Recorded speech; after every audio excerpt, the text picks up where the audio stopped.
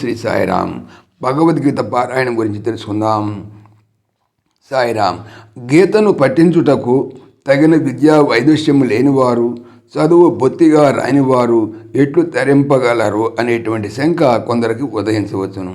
అట్టి వారిని వచ్చి శ్రీకృష్ణ పరమాత్మ గీతయందే 1-2 చోట్ల ప్రస్తావించి వారు కూడా ధరించుటకు అవకాశం కలదని కరుణతో పలికిరి.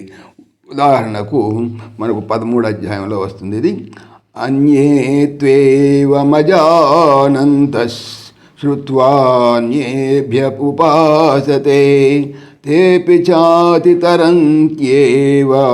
మృత్యుం శృతిపరాయణాః.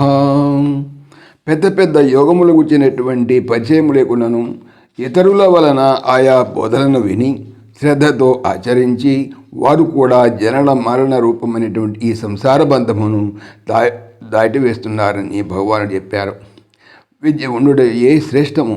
ఒకవేళ లేనిచో ఇతరుల వలన ఆధ్యాత్మిక విజ్ఞానమును శ్రవణము చేయటం ద్వారా సంసార తరణము క్రమముగా చేకూరగలదని భావము.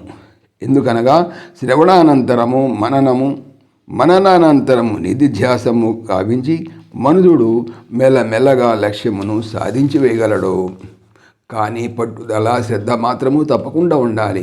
ఈ విషయమునే గీతాంతమున శ్రీకృష్ణ భగవానుడు ప్రస్తావిస్తూ శ్రద్ధతో కూడి అసూయారహితుడై ఎవడు గీతను శ్రవణము చేయునో అట్టివాడు కూడా పాప విముక్తుడై పుణ్యవంతుల ఉత్తమ లోకములను పడగలరని స్పష్టముగా చెప్పిరి.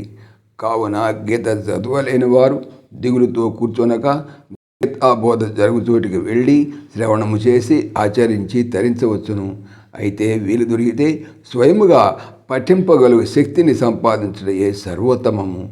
గీతను పఠించుట కొరగైనను సంస్కృతమును నేర్చుకొనుడు అని గాంధీ మహాత్ముడు ఒకసారి జనులకు ఉద్బోధించి ఉండట కూడా ఈ సందర్భంలో మనము జ్ఞాపకం చేసుకొనవచ్చును. సాయిరామ్. ఓం దేవకీ నందనాయ విద్మహే వాసుదేవాయ ధీమహి తన్న కృష్ణ ప్రచోదయాత్. ఓం సర్వం శ్రీకృష్ణార్పణమస్తు.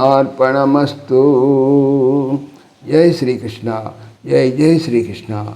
ఆత్మీయులకు మనవి, శ్రీకృష్ణ పరమాత్మ ఈ ఛానల్తో పాటుగా అనంత మహిమల శ్రీ సత్యసాయి అనేటువంటి మరొక యూట్యూబ్ ఛానల్ చేయిస్తున్నారు. దీనికి సంబంధించిన లింకు డిస్క్రిప్షన్లో చూడవచ్చు. జై శ్రీకృష్ణ. జై జై శ్రీకృష్ణ.